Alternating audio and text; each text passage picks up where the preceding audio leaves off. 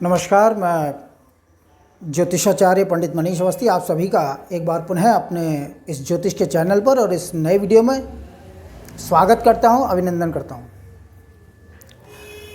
देखिए, ज्योतिष में एक दोष आता है, एक नक्षत्र जात फल। क्या होता है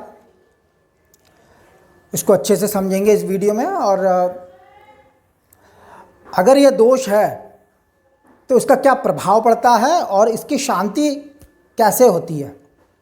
इस वीडियो में इन्हीं सभी विषयों को विस्तार से समझने की कोशिश करेंगे। देखिए, अगर एक परिवार में अगर दो लोगों का एक ही जन्म का नक्षत्र हो तो इसे एक नक्षत्र जात दोष माना जाता है। यानी परिवार में माता पिता और संतानों का एक ही जन्म का नक्षत्र हो, यानी पिता और संतानों का, माता या संतानों का, यानी पिता पुत्र या पिता कन्या या माता पुत्र या माता कन्या, सहोदर भाई और बहनों का, यानी दो भाइयों का आपस में जन्म का नक्षत्र एक ही हो, या बहनों का, भाई बहनों का। इस प्रकार से अगर जन्म का नक्षत्र दो लोगों का एक ही बनता हो तो यह दोष होता है। जैसे हम कर्क राशि को आधार मानकर इसको समझाने की कोशिश करते हैं। जैसे मान लीजिए किसी का जन्म पुनर्वसु नक्षत्र में है, तो पुनर्वसु नक्षत्र का चौथा चरण कर्क राशि में पड़ता है। तो मान लीजिए पिता का जन्म नक्षत्र पुनर्वसु है और राशि कर्क है।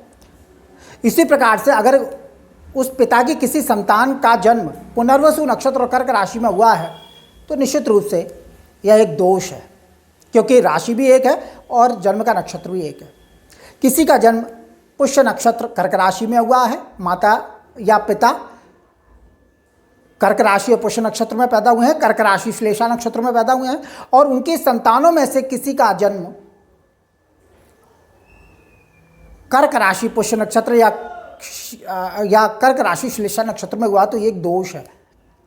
दो भाइयों का जन्म एक ही नक्षत्र में हो, दो बहनों का जन्म एक नक्षत्र में हो, या भाई बहनों का नक्षत्र एक ही नक्षत्र में हो, परंतु अगर नक्षत्र एक है परंतु राशि में विभिन्नता हो जाए तो इस दोष का प्रभाव नहीं देखा जाता है। जैसे मैंने आपको बताया कि पुनर्वसु नक्षत्र और कर्क राशि का जन्म किसी पिता का है तो उसकी संतान में से किसी का जन्म अगर पुनर्वसु नक्षत्र और मिथुन राशि का बनता है, क्योंकि पुनर्वसु नक्षत्र के पहले 3 चरण मिथुन राशि में पड़ते हैं, तो राशि का भिन्न होना इस दोष को निष्प्रभावी बनाता है। यानी नक्षत्र जन्म का एक हो परंतु राशि भिन्न हो तो इसका कोई दुष्प्रभाव देखने में नहीं आता है, परंतु नक्षत्र एक है और राशि भी एक है तो ये बड़ा दोष है। तो राशि की भिन्नता हो जाने पर एक नक्षत्र जात दोष का फल देखने में नहीं आता। जैसे इसको दूसरे से समझ लेते हैं। जैसे किसी का जन्म नक्षत्र परिवार में चित्रा नक्षत्र और कन्या राशि का है। चित्रा नक्षत्र के 2 चरण पड़ते हैं कन्या राशि में प्रारंभ के, और चित्रा नक्षत्र के बाद के 2 चरण तुला राशि में पड़ते हैं। एक नक्षत्र में 4 चरण होते हैं, ये आप सभी जानते हैं, और 9 चरणों की एक राशि होती है। 2.25 नक्षत्र एक राशि में पड़ते हैं।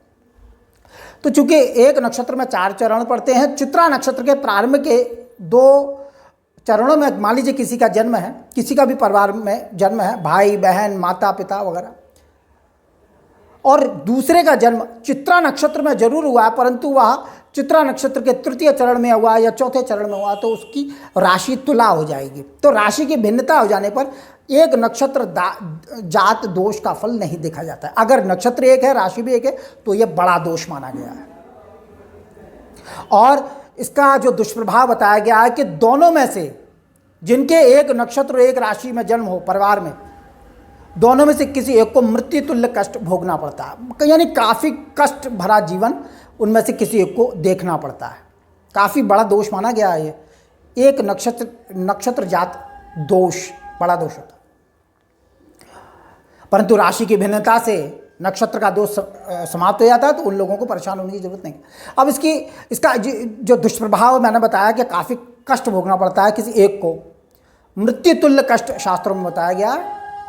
और इसका जहाँ तक इसको शांति विधान है तो आपके स्वर्णदान से, गौदान से, छायादान से और अच्छे दिन में यानी सुदिन में, शुभ नक्षत्र में, चंद्रमा और तारा की अनुकूलता में, रिक्ता तिथि को छोड़कर, भद्रा आदि समय को छोड़कर, रिक्ता तिथि चौथ, नवमी, चौदस होती है और भद्रा समय को छोड़कर अन्य समय में हवन आदि करने से और ब्राह्मण भोजन आदि कराने से इस दोष की शांति बताई गई है। लेकिन यह जो उपाय बताए गए हैं, गौदान, स्वर्णदान, छायादान, ये जन्म के समय में ही करने पर विशेष प्रभाव दिखाते हैं। यानी जब बच्चे का जन्म हो उसी समय शांति करा दी जाती है तो जन्म का दोष निवृत्त हो जाता है। बाद में आप कर सकते हैं, स्वर्ण का दान किसी ब्राह्मण को करना चाहिए।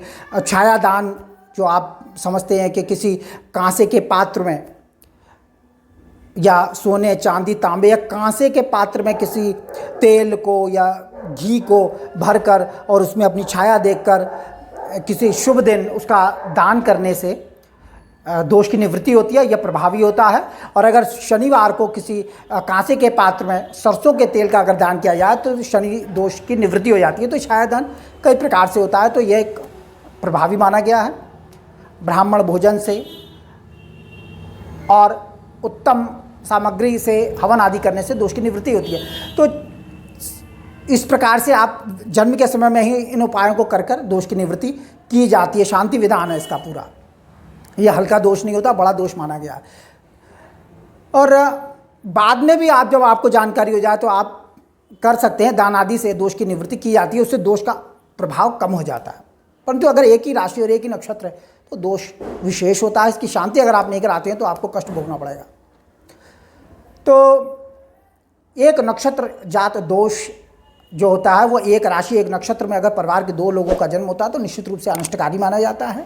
राशि की भिन्नता हो जाए, यानी नक्षत्र तो एक हो परंतु राशि अलग अलग हो जाए, क्योंकि एक नक्षत्र कई बार दो राशियों में बटा होता है तो राशि की भिन्नता हो जाने पर इसका दुष्प्रभाव देखने में नहीं आता। तो ये प्रभावी दोष माना गया है, इसकी निवृत्ति समय पर करा लेनी चाहिए, नहीं तो फिर जीवन में कष्ट और समस्याएं देखनी पड़ती हैं। तो इस वीडियो में इतना ही। मेरा वीडियो अच्छा लगे इसे लाइक करें, शेयर करें, सब्सक्राइब करें और जनपत्र का विश्लेषण के इच्छुक हो तो नंबर डिस्क्रिप्शन में। नमस्कार।